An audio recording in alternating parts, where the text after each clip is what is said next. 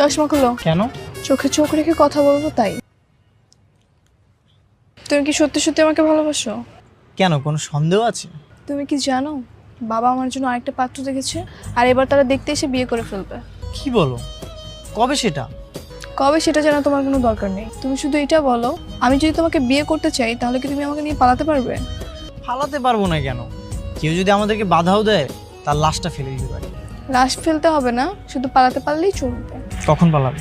কালকে বিকেলে তুমি একটা গাড়ি নিয়ে আমার বাসার সামনে রেডি থাকবা, যেন আমি বাসা থেকে বের হলেই আমরা পালাতে পারি। ওকে? ঠিক আছে, আমি অপেক্ষা করব।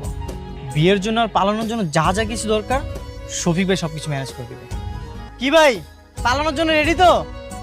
একদম রেডি, একদম রেডি। শফিক ভাই, থ্যাংক ইউ।